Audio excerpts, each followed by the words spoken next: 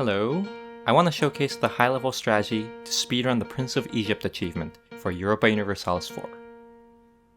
This is a strategy that I piloted on patch 1.29, but I've tested that the sequence works on the public beta release of 1.33, which is the latest game version. To obtain this achievement, one must start as Florence and eventually become Egypt, and since Egypt is a formable, the obvious strategy is to enact the appropriate formation decision. Unfortunately, the formation requires admin tech 20, which requires the player to wait on the order of 200 years, and therefore serves as the predominant bottleneck in this achievement. We can be more creative though. Instead of forming Egypt, we can instead release and play as Egypt. An immediate concern that may pop to mind is that some achievements, such as Big Blue Blob, require the player not to use release and play as, but thankfully that's not the case for the Prince of Egypt achievement. Let's now review the release and play as mechanic. So, you can release a den nation as a vassal if you own a province of its culture group that it has cores on. So in this example, Florence owns the province Messina, a Latin cultured province which Sicily has a core on. And since Sicily is Sicilian culture and therefore in the Latin group, Florence can indeed release Sicily through this province. Therefore, to release and play as Egypt, who unsurprisingly is Egyptian culture, we need to own a Levantine culture province with an Egyptian core, which sadly does not exist at game start.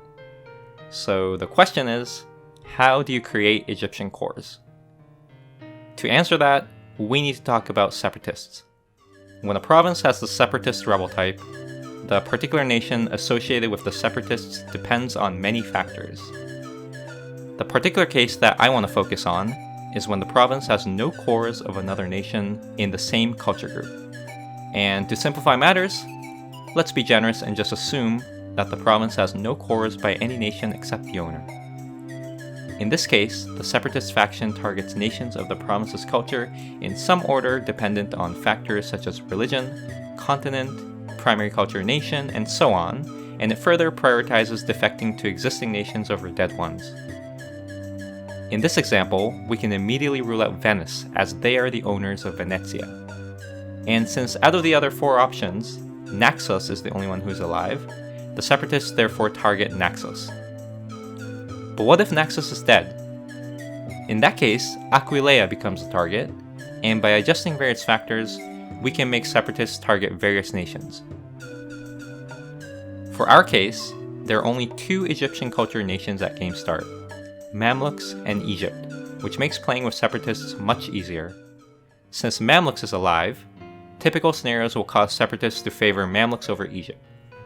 However, we can force the target to Egypt by simply playing as Mamluks, since Separatists cannot defect to the host country. So, how would you play as Mamluks starting as Florence? Well, there are two ways to do it. You can either form them, or release and play as them. Okay, so to summarize, one way to complete the achievement is for the player to start as Florence, full annex the Mamluks, release and play as Mamluks, obtain independence, spawn Egyptian Separatists, obtain at least one Egyptian course through rebel occupation, and finally, release and play as Egypt.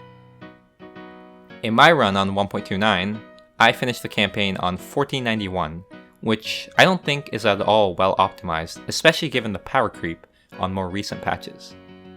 One important advice that I want to give is that you should change Mamluk's primary culture outside the Levantine group.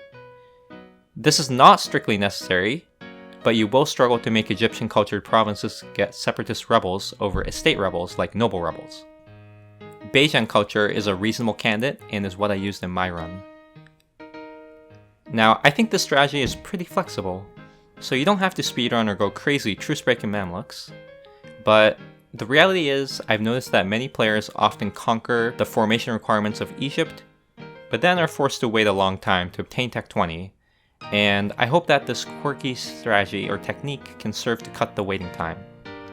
I'll now conclude the video with a time-lapse of my run on 1.29, while leaving some parting words.